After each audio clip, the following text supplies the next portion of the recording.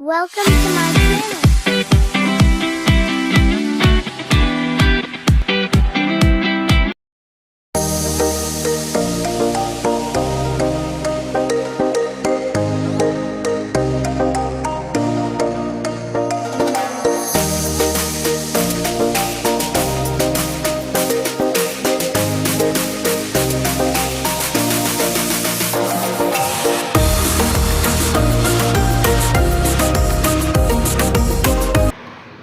Ya, Assalamualaikum warahmatullahi wabarakatuh.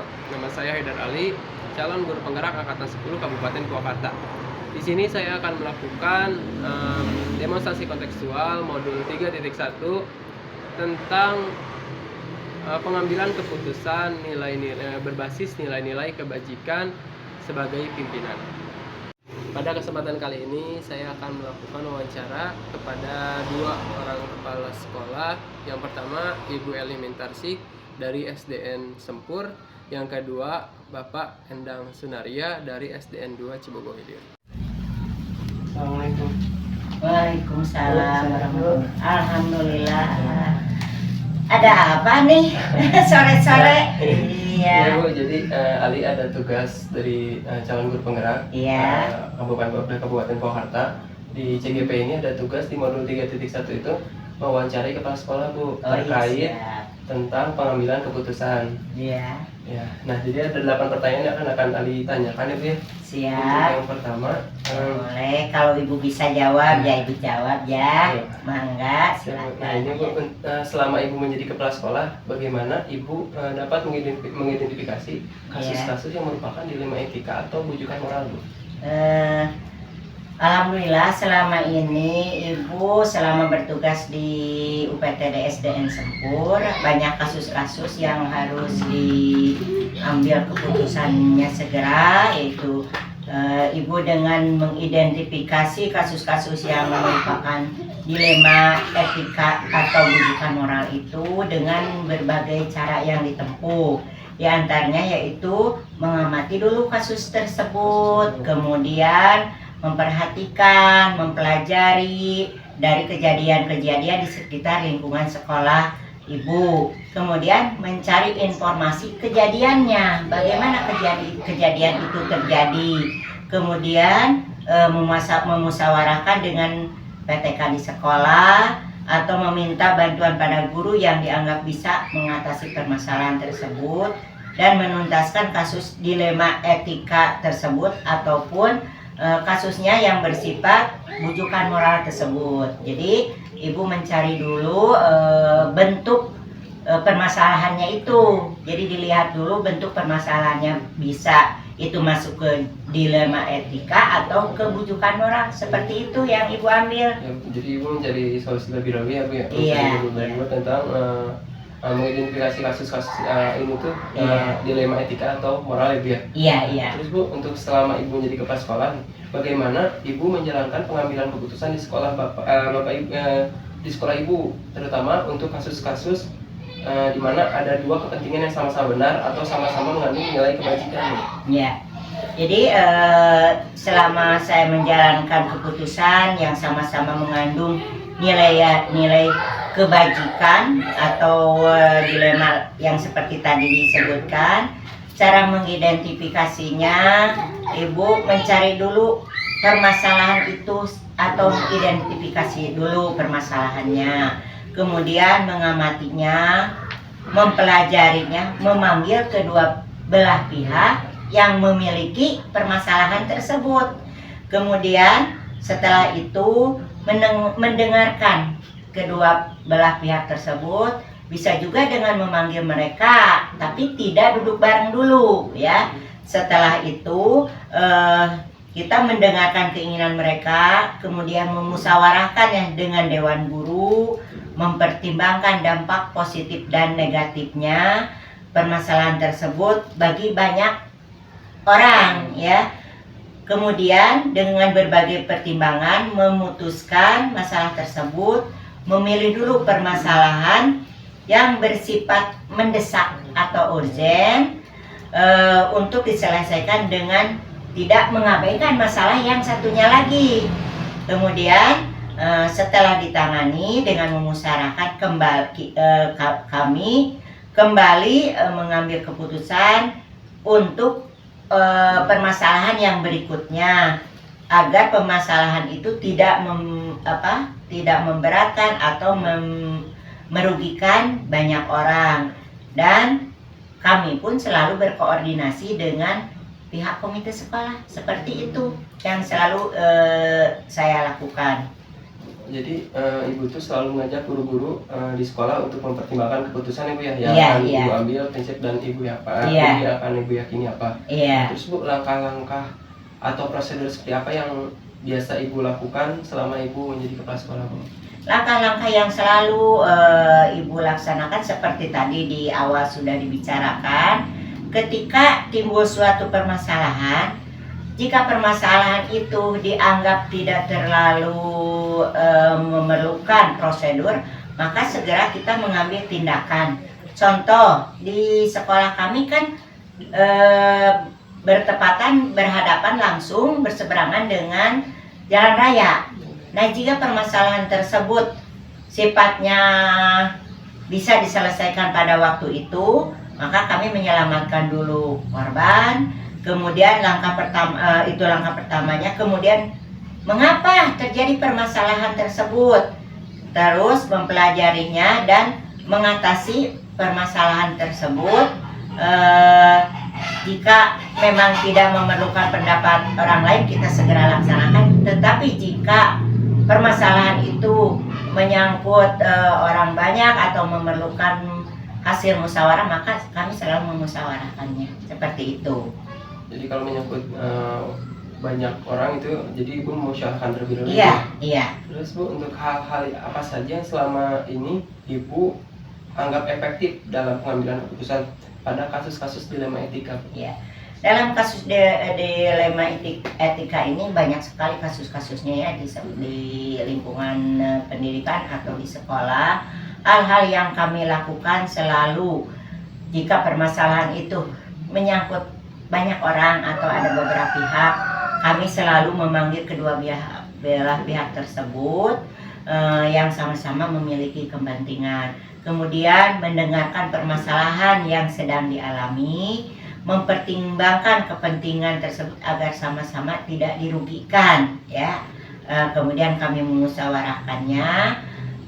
Selanjutnya meminta kesabaran kepada yang istilahnya memiliki kepentingan itu, mendahulukan dulu orang lain karena permasalahannya urgent, seperti itu ya, dan bersifat berdampak besar. Nah, seperti itu. Kemudian mengambil keputusan berdasarkan tetap dengan hasil musyawarah mufakat bersama dengan PTK yang ada di lingkungan sekolah, seperti itu. Dan mengedepankan keadilan, prinsip berkeadilan, seperti itu. Iya. Lalu bu, untuk hal-hal apa saja yang selama ini merupakan tantangan dalam pengambilan keputusan pada kasus-kasus dilema etika bu? Tantangan itu banyak sekali yang dihadapi itu. Contohnya tantangan yang terbentur pada kedudukan. Seumpama kita berada di lingkungan sekolah, tetapi kita ada perintah dari atasan, itu sedangkan kita di sekolah memiliki program yang harus diselesaikan, tetapi atasan kita menugaskan secepatnya diselesaikan. Seperti itu. Juga tentang masalah ekonomi di lingkungan sekolah, ini berbenturan dengan pedagang-pedagang di sekolah. Itu kan di sana kita juga tahu mereka butuh usaha lah, butuh penghasilan, tapi lingkungan sekolah juga membutuhkan keamanan atau ketertiban agar anak-anak tidak jajan sembarangan. Karena kan kita sudah tahu ada Perbuknya, Perbuk 69 yang harus kita patuhi, seperti itu. Nah, itu adalah tantangan yang sangat berat bagi kami. Ya. Lalu apakah ibu memiliki sebuah tata kelola atau jadwal tertentu gitu bu dalam sebuah penyelesaian kasus dilema etika? Apakah ibu langsung menyelesaikan di tempat atau memiliki sebuah jadwal untuk menyelesaikannya? Terus bentuk atau prosedur seperti apa yang ibu lakukan, apa ibu jalankan? Iya. Jadi sudah dikatakan tadi, jika kejadian atau permasalahannya sifatnya ringan, kami menyelesaikannya langsung. Nah, jika permasalahan tersebut yang memang menyangkut banyak orang, kita selalu berkoordinasi atau kita selalu menggunakan prosedur-prosedur yang menghasilkan memutuskan hasil dari permasalahan tersebut agar baiklah hasilnya gitu, berpihak kepada masyarakat banyak, seperti itu. Jadi ada prosedur yang digunakan seperti itu ya. Tergantung urgent atau tidaknya Bu ya. Iya, jadi tergantung dilihat dari permasalahannya tersebut gitu. Terus adakah seseorang atau faktor-faktor apa yang selama ini mempermudah atau membantu Ibu dalam pengambilan keputusan dalam kasus dilema etika, Bu? Dalam mengambil keputusan ini, faktor-faktor yang sangat memudahkan kami ya. Saya selalu memberikan keputusan itu tidak berdasarkan pendapat sendiri, tapi selalu meminta bantuan guru yang bisa diajak mengatasi permasalahan tersebut atau dibawa ke ruang musyawarah guru.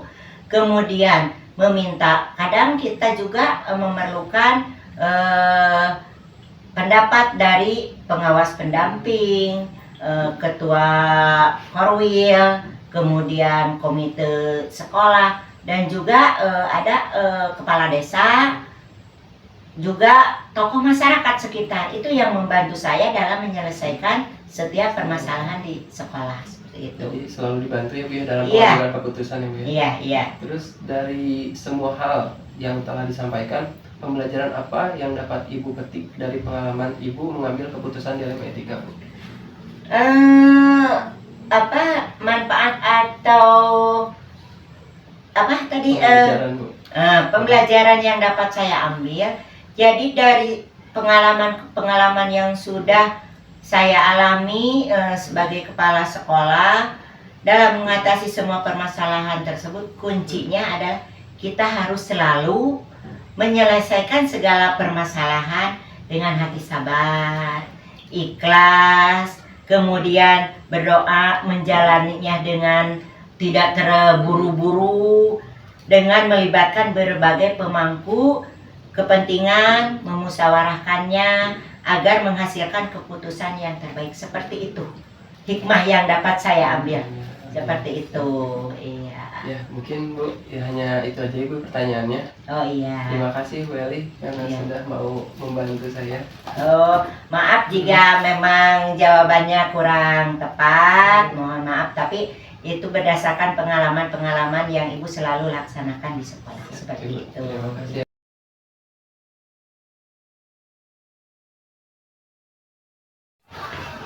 Assalamualaikum. Waalaikumsalam warahmatullahi. Alhamdulillah baik. Bagaimana Pak? Ini Pak, jadi Ali itu ada tugas dari CGP Pak, Ya, terkait pengambilan keputusan oleh pimpinan Pak. nah, ya baik. Di sini Pak Ali ada beberapa 8 pertanyaan yang akan Ali ajukan Pak. Boleh Pak? Ya.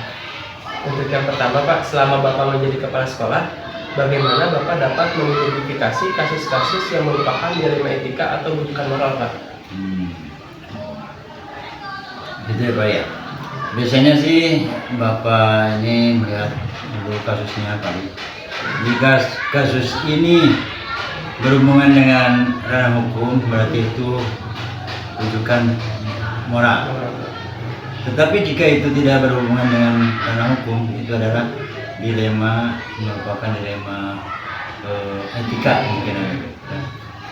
Apalagi jika nampaknya di satu sisi dan benar, di sisi lainnya ya sudah bisa dipastikan itu dilema etika. Untuk pertanyaan kedua ya Pak ya. Selama Bapak menjadi kepala sekolah, Bapak menjalankan pengambilan keputusan di sekolah Bapak, terutama untuk kasus-kasus di mana ada dua kepentingan ya Pak ya, Iya. yang sama-sama benar atau yang sama-sama mengandung nilai kebajikan Pak. Ya, menurut Bapak ini lebih menjadi nilai-nilai kebajikan yang harus dijunjung tinggi, karena dengan menjunjung nilai kebajikan seperti keadilan, lalu kejujuran, kemanusiaan dan lain-lain, maka kebenaran itu sendiri akan mengikutinya Pak. Terus untuk langkah-langkahnya atau prosedur seperti apa yang biasa Bapak lakukan selama ini Pak? Kalau nggak salah ya sekitar ada 5 tahapan Pak. Yang pertama mungkin mengkonfirmasi dulu masalah kepada yang berkepentingan. Kedua, mengajak guru untuk berdiskusi atau rapat tergantung urgen tidaknya permasalahan. Ketiga, menganalisa situasi yang terjadi. Kemudian yang keempat, itu membandingkan dengan prinsip yang mungkin Bapak yakini. Dan yang terakhir, mengambil keputusan berdasarkan pertimbangan tersebut Pak. Jadi dilihat dulu dari urgensinya ya Pak. Iya, udah kan. Untuk yang Bapak, hal apa saja yang Bapak selama ini anggap efektif dalam pengambilan keputusan pada kasus-kasus dilema etika Pak? Sebaiknya semua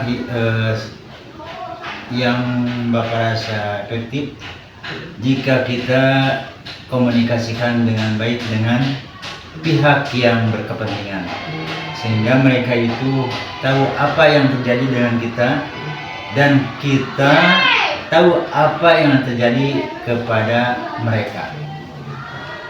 Terus Pak, apakah Bapak memiliki sebuah tatkala atau jadwal tertentu dalam sebuah penyelesaian kasus dilema etika?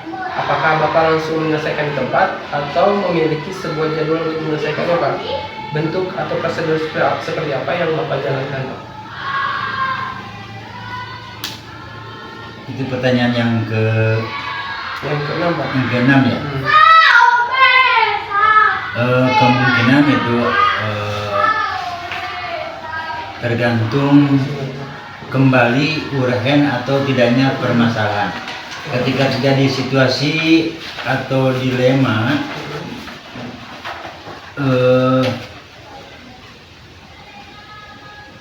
Bapak tidak langsung menyelesaikan di tempat, tapi melakukan langkah-langkah untuk menyelesaikannya terlebih dahulu itu balik.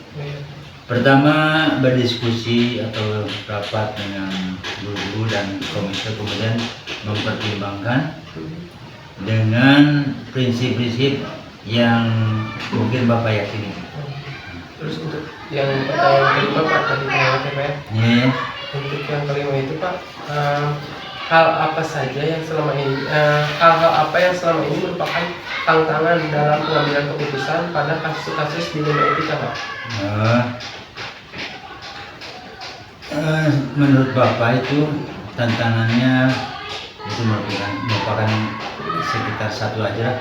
Jika tidak adanya keterbukaan dari salah satu pihak, jadi salah satu kasus itu kasus dilema biasanya itu membutuhkan keterbukaan dari semua pihak dalam menyelesaikan masalah itu Pak.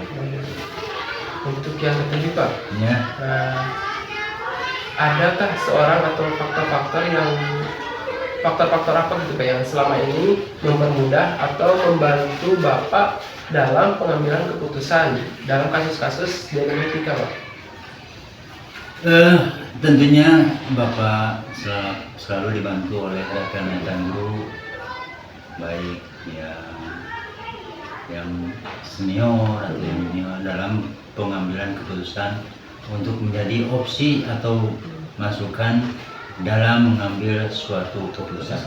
Jadi dibantu oleh Oleh Pak. iya. Baik, dan untuk pertanyaan terakhir Pak, dari semua hal yang telah disampaikan, pembelajaran apa yang dapat Bapak petik atau pengalaman Bapak mengambil keputusan dilema etika Pak?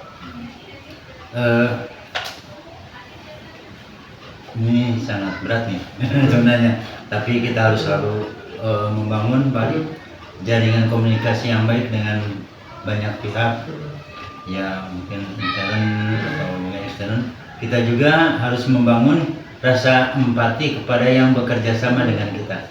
Dengan demikian mudah-mudahan kerjasama kita dalam mewujudkan pendidikan yang baik dan menyenangkan bagi murid itu insya Allah dapat terwujud. Insya Allah. Jadi membangun komunikasi yang baik ya Pak ya. Iya. Dan juga baik. prinsip yang Bapak yakini gitu kan. Iya, iya, baik. Dan mudah-mudahan semuanya bisa mempunyai rasa empati kepada yang berkepentingan kepada pendidikan. Ya Pak, jadi sekian aja Pak Iya. wawancara hari ini. Terima kasih Bapak sudah menyempatkan waktunya juga. Mungkin